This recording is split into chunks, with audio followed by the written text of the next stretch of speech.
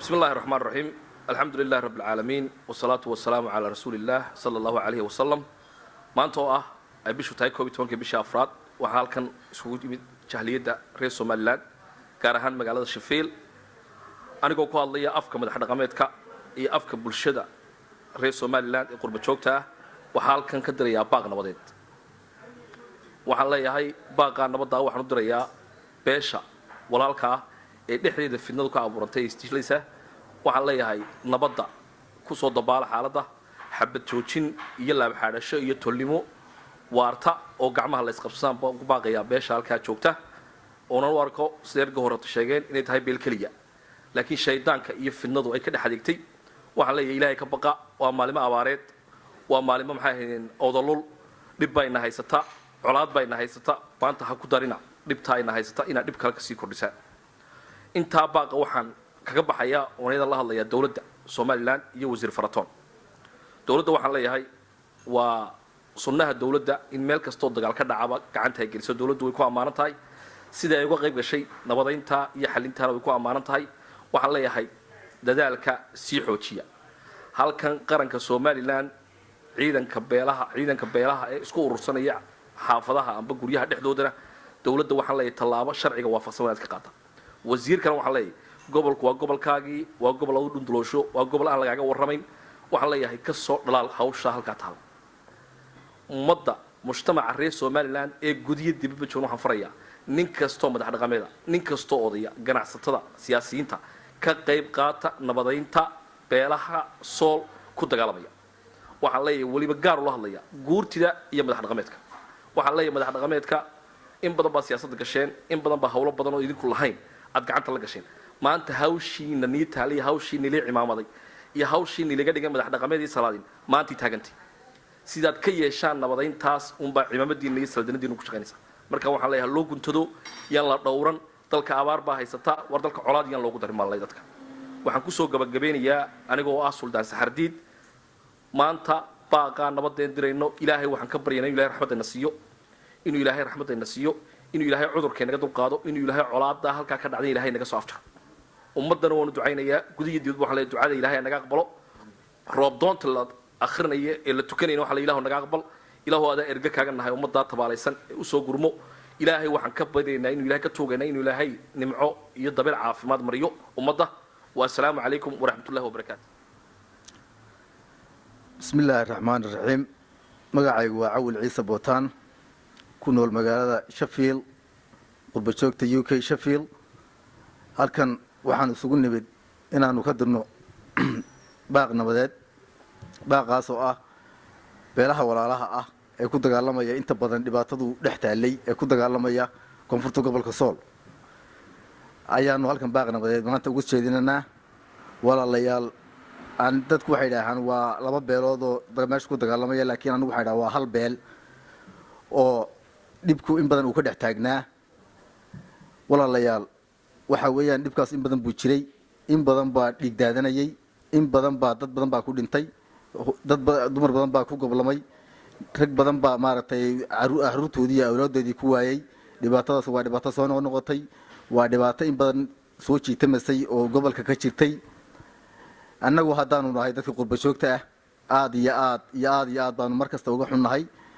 waxa weeyaan waxaanu aragnaa oo markasta maqalaa waa wax dhagahayaga u daran oo aad iyo aad u xun dhiig daadanaya ayaanu markasta aragnaa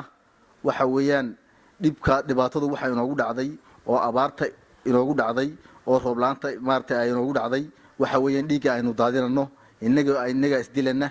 inaga ayaa dhibaatada gacanteedna ku samaysanay inaga ayaa maartay roob la'aanta isku kaliifnay marka walaalayaal waxa weeyaan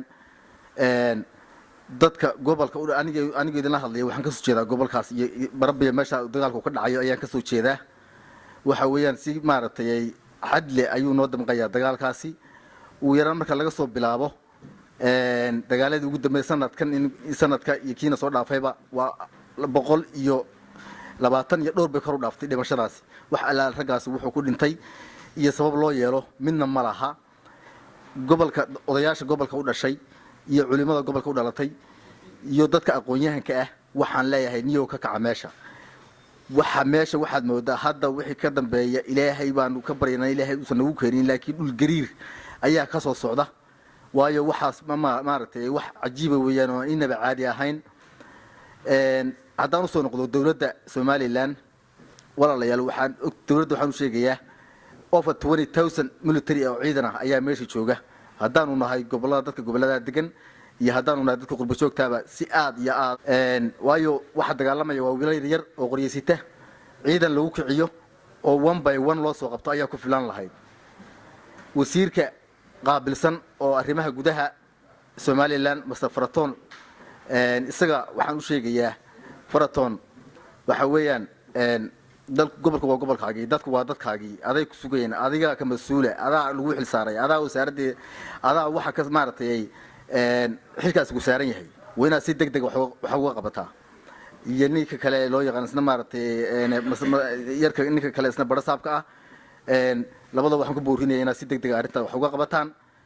oo aad u gurmad degdeg aad u sameysaan aad iyo aad baan idin salaamayaa arrintan way si degdeg wax looga qabtaa waa Caawil Ciise Bootaan السلام عليكم ورحمة الله وبركاته. بسم الله الرحمن الرحيم. الحمد لله رب العالمين. مقعي هو أحمد ولي يوسف عن شيح وحن كهذا يدقان كمقالة الشفيل.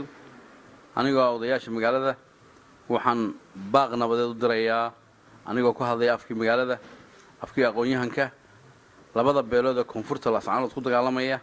وحن لا يولا ليال نبض وحكونا أكثر ما شرته طيال كاد وضان شوشية dad walaalaha tihiin joojiya dagaalkaas oo nabad ku dhameeya waxaan kala baaq u diray dawladda Somaliland inay gacan adag ku qabato nabadda oo kontaroosho oo ay waxa maanta soconaya xoog geliso oo dhibaatada maalin walba soconaysa joojiso oo wax weyn qayb weyn iska taagto ayaan ka codsanay dawladda Somaliland waxaan leeyahay walaalayaal nabaddu waxa weeyaan waa wax qiimo badan nabaddu waxa weeyaan waxaan qiimo wax horumar bad gaaraysaan meel bad gaari kartaan waxaan idinku codsanaynaa annagoo jaaliyadii dibadda joogtay ee idinka soo jeeday anigu deegaan ahaan waxaan ka soo jeedaa deegaanka gobolka Sool baan ka soo jeedaa degmada Caynabo ayaan ka soo jeedaa waxaan idin leeyahay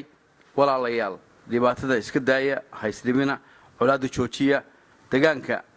laascaanoodna waxaan leeyahay laascaanood caasimadiisu tahay ee Sool u gurmada walaaladiin dagaalkan hal la joojiyo gacmo adag ha lagu qabto aqoonyahan odayaasha dhaqanka ka kaca meesha dhigaha eegana wax ka qabta wassalaamu calaykum waraxmatullaahi wabarakaatuh بسم الله الرحمن الرحيم اللهم صل وسلم محمد وعلى اله وصحبه وسلم تسليما كثيرا السلام عليكم ورحمة الله وبركاته دمان بددكنا مقليا وانو سلامينا مسلمين iyo muuminiin taba halka kan waxaan conference kan u qabanay si aan ugu diro baaq nabadeed walaalaha koonfurta laascaanood isku dilaya waxaan leenahay walaalayaal colaada wiil baa lagu waayaa wiil lagu ma helo dad walaalaha baa tihiin ilaahay ka yaabo ilaahay u noqda naxariista ilaahay haydin siiyo insha Allah subeer xadnaada walaalayaal istaaya colaadu waa dadka way xumaysaa dumarka way ka baroorisaa hooyooyinkiin baa barooranaya ma garanaysaa meeshiinu damaar bay noqonaysaa aad baa halaaga meesha ka dhacaya ee soo noqnoqday waa nasiib darro weyn waxaanu maqlaynaa markii hore waan ku farxnay nabadii ay qaadateen kala dambeysay hadda waxaanu maqlaynaa waxaanu qaadan kari laanahay maaha dhaartii aad dhaarteen baa jabiseen waxaanu leenahay walaalayaal iyadoo magacaygu yahay Yaasiin Maxamed Carbooshe anigu waxaan ka soo jeedaa deegaanka Qorilugud waxaan leeyahay walaalayaal waxaanu idin leenahay halkan rag odayaal oo salaadiin oo cuqaal oo mutacalimiin bay la jooga dad badan oo magaaladan joognaana waa shafiil aanu idin kala soo baaqa idin ka soo diraynaa walaalayaalna maqla ilaahay u noqda waxa tacaawunu bil birri wa taqwa wala tacaawunu bil udwan bil ismi wal udwan walaalayaal waxa isku kaashataan wanaaga sidii ilaahay ina faray colaada joojiya wixii tagay ilaahay ha u naxariisto inta dhaawacana ilaahay ha u boogadhayo walaalayaalna maqla walaalayaal aqligu ha shaqeeyo waxa laala wixii wanaag ah isugu wanaag ku bedela xumaatada meesha ka dhacaysa waxaan inta ku darayaa haddii jiraan cid kale oo ku hawlan oo meelo kale ka imanaya ama maamulo ama magacay doonayaan basito hawsha ku hawlan